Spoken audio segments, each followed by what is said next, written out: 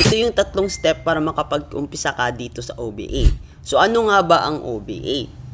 Ang OBA, isa po siyang academy na nagtuturo sa lahat ng mga gustong matutong kumita, gustong magkaroon ng legit na side hustle dito sa online. At kung tatanungin mo ko kung ilang years na ba ang OBA, good news kasi we are 11 years na po. Napakarami lang natulungan from different walks of life, mapa-local man yan or international. And also, OBA was awarded as the most outstanding online marketing system in whole Asia.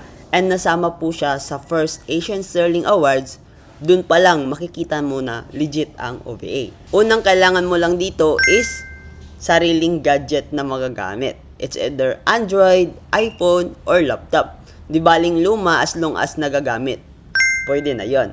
At dapat meron kang stable internet connection kasi this is purely online. Pangalawa, kailangan mo lang mag-attend ng online orientation. Kasi dun po i-explain lahat ng mga legalities natin, compensation plan, and mga benefits nito. Pangatlo, dapat magkaroon ka ng tinatawag namin na user ID. Yung user ID na yun, doon papasok lahat ng transaction at doon mo mamonitor ang yung income and syempre doon mo din makikita kung magkano yung withdraw na kinikita mo dito sa OBA. Ito yung nagsisilbing LTO or license to operate mo dito sa online at kapag meron ka na nun, pwede mo na gamitin lahat ng social media accounts mo para gawing pagkakitaan. Take note, hindi mo na kailangan magbenta-benta ng produkto dito.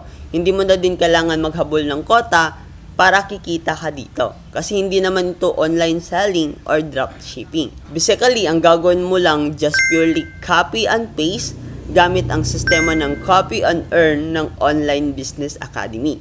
Magre-reply ka lang ng inquiries local and international. Kaya kung isa kang OFW, empleyado, full-time mom, may negosyo, senior citizen, or retired na naghahanap ng legit na side hustle dito sa online at gusto mo magkaroon ng extra income kahit nasa bahay lang, pwede mo tong gawin ang OBA. Gagawin mo lang, i-like mo tong video na to, mag-comment ka sa baba, i-share mo para at least marami tayong maturuan, and message me directly. Kung hindi mo ako ma-message, mag-reply ka sa story ko or sa notes ko para ma-assist kita kaagad. So see you in my inbox!